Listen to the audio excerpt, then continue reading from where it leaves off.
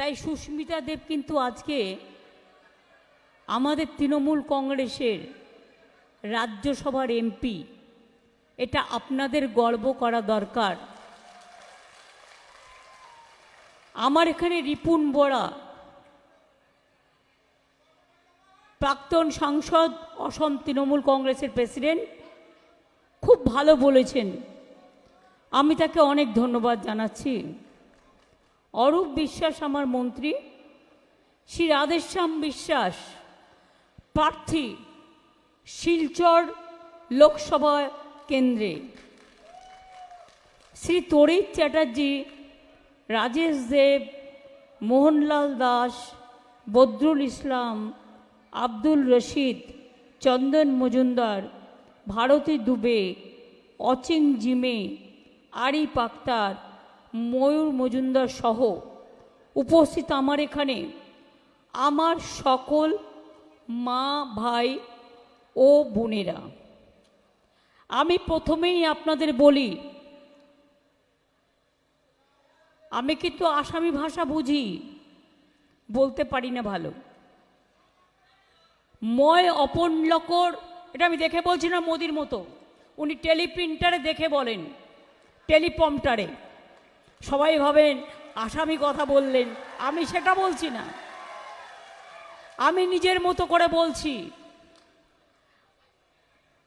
আপন লকর ইয়াতে আই ময় বর খুশি পাইয়াছে, ময় অহমিয়া বুই পাই কবনারো। আমি নাগাল্যান্ডের ভাই বোনেদের বলবো, আমি তাদের ভাষাও বুঝি। আপনার ইহাতে আই কেনে ময় বর খুশি পাইয়াছে।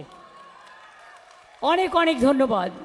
আমি বাংলার সকলকে বলবো, আসামের সকলকে বলবো, আপনাদের বিহু উৎসবের জন্য অনেক ধন্যবাদ, আমার অনেক শুভকামনা। আজকে অন্নপূর্ণা পুজো চলছে দুদিন ধরে, বাসন্তী পুজো, নবরাত্রি। আমি সবাইকে অভিনন্দন জানাচ্ছি। কয়েকদিন আগে 1 মাস রোজা পালন করেছেন যারা, রমজান মাস হয়ে গেল, খুশির ঈদ হয়ে গেল, আমি সবাইকে অনেক অনেক ঈদ মোবারক জানাচ্ছি। আল্লাহ তাআলা আপনাদের ঈদ মোবারক কবুল করেছেন। আমি শুভ নববর্ষ, বিহু উৎসব, অন্নপূর্ণা পুজো সহ সবার যত প্রোগ্রাম আছে, আমি সবাইকে আমার অনেক ধন্যবাদ, অভিনন্দন। আসামবাসী, আপনারা আমাকে আজ নয় বরাবরই ভালোবাসেন, কিন্তু আমি আসতে পারতাম না, তার কারণ সন্তোষদার মৃত্যুর পর আসামের পরিস্থিতি অনেকটা চেঞ্জ হয়। আমি, সন্তোষদা আর মনোরঞ্জন ভক্ত, এই 3 জন মিলে আমরা ত্রিপুরায় সিপিএমকে হাঁটিয়ে আমরা ত্রিপুরায় জয় এনেছিলাম। ভুলে যাবেন না। আমাদের এখানে আরও 3 জন প্রার্থী কন্টেস্ট করছেন, রাধেশ্যাম বাবু ছাড়াও। আমি তাদের জন্য অনেক আশীর্বাদ, দোয়া চাইব, শুভকামনা। বরপেটা লোকসভা সমষ্টি আবুল কালাম আজাদ, লখিমপুর লোকসভা সমষ্টি ঘনকান্ত চুতিয়া, কোকরাঝাড় লোকসভা সমষ্টি গৌরীশঙ্কর সরনিয়া, তাদের সমর্থনেও তৃণমূল কংগ্রেসের এই যে আমি চিহ্নটা পড়ে আছি, জোড়া ফুল, মনে রাখবেন এটা হচ্ছে ভাই এবং বোন, একই বৃন্তে দুটো কুসুম, হিন্দু মুসলমান, একজন তার নয়নমণি আর একজন তার প্রাণ, আমার ভাই এবং বোন। আমি যখন রেল মিনিস্টার ছিলাম, মনে রাখবেন, করিম কামাখ্যা কুচবিহার রেল এক্সপ্রেস আমার করা ছিল। জলপাইগুড়ি ময়নাগুড়ি ঝগিজোপা রেল লাইন আমি করেছিলাম। কামাখ্যা মন্দিরের আদলে ওই কামাখ্যা রেল স্টেশন আমার করার সময় ছিল। তার কারণ আমি সারা ভারতবর্ষে আজমির শরীফ থেকে, দক্ষিণেশ্বর থেকে, তারাপীঠ মন্দির থেকে, কামাখ্যা মায়ের মন্দির থেকে, আর আমি কামাখ্যা মন্দিরে বারবার আসি। সবার জন্য শুভকামনা চাইতে আসি। যেমন ত্রিপুরায় গেলে ত্রিপুরেশ্বরী মন্দিরেও যাই, মাতা বাড়িও যাই। আমি জানি আপনাদের এখানে অনুকূল ঠাকুরের অনেক ভক্ত আছে, আপনারা শুনলে খুশি হবেন।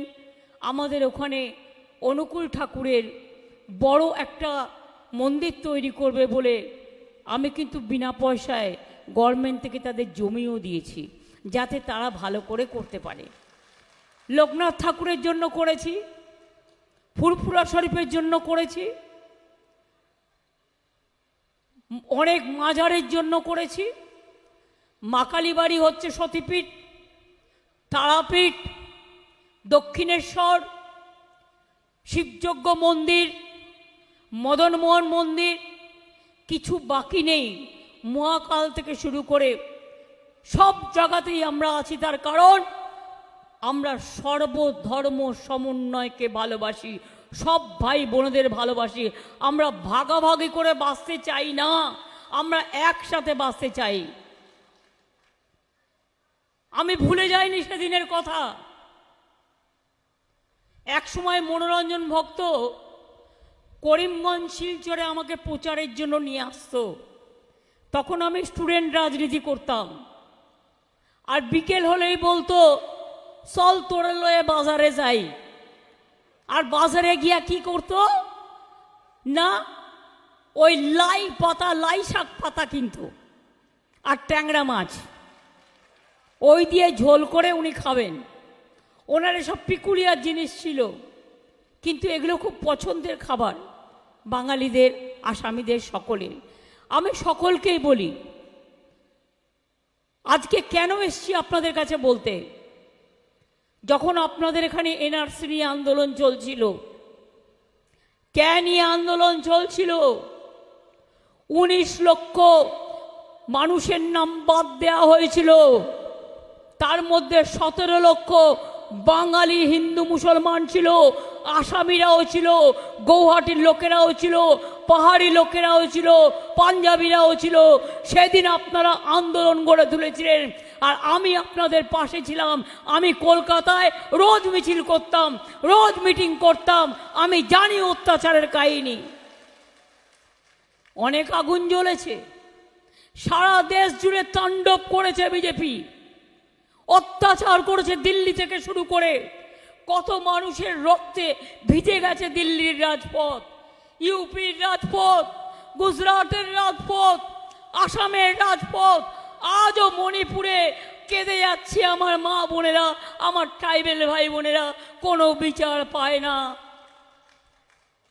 নির্বাচন আসলেই ভোট পাখিরা উড়ে আসে, আর ভোট চাই। আমি আপনাদের বলি, আমি যদি সংখ্যাটা ভুল না করি, আপনারা জীবনে এক হবেন না। কবে এক হবেন বলতে পারেন? আপনারা এখানে বাঙালি হিন্দুই বলুন, বাঙালি মুসলমানই বলুন, আর আমার আসামের ভাই বোনেরাই বলুন, সব যদি এক হয়ে যান না, শুধু বাঙালি হিন্দু মুসলমান দুটো ভোট এক হলে 70% আপনারা, আর আসামি ভাই বোনেরাও আমার 30% আছে। কিন্তু সেই লড়াইয়ের জন্য তৈরি হতে হবে। আমি কথা দিয়ে যাচ্ছি, রাধেশ্যাম বাবুকে আপনারা জেতান, আরও 3টে প্রার্থীকে জেতান। আগামী আসামে বিধানসভা নির্বাচনে তৃণমূল কংগ্রেস সব সিটের লড়াই করবে, আর আপনাদের সাপোর্ট থাকলে আমরা জিতব, এটা আমি বিশ্বাস করি। আর আমরা জিতলে এনআরসি হবে না, তুলে দেব। কে হবে না, তুলে দেব। ইউনিফর্ম সিভিল কোড হবে না, তুলে দেব। এবং মনে রাখবেন, আজও যারা ডি লিস্টে পড়ে আছেন, যাদের ভবিষ্যৎ জানেন না, তাদের ভবিষ্যৎ করে দেবো, এ কথা আজ বড় গলায় বলে গেলাম। আমি ওখানে আন্দোলন করছিলাম, আমার বিরুদ্ধে আসাম গভর্নমেন্ট তখন, যিনি মুখ্যমন্ত্রী ছিলেন, আমার বিরুদ্ধে আসামে এফআইআর করলো। আমার কি দোষ ছিল?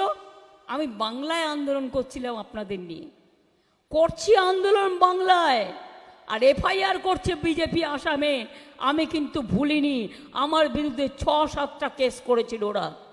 কি করবে? আমায় গলা কাটবে, জেলে ভরবে।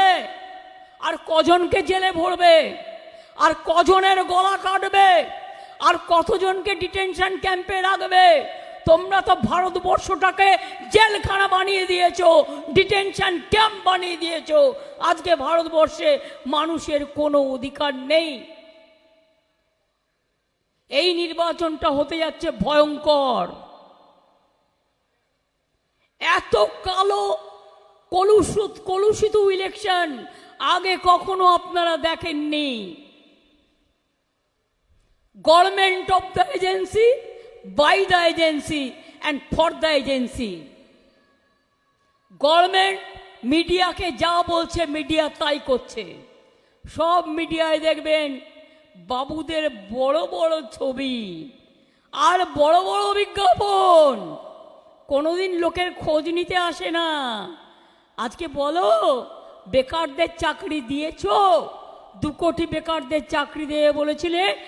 আজকে 10 লক্ষ পদ পড়ে আছে সেন্ট্রাল গভর্নমেন্টে, সেটা পর্যন্ত দাওনি।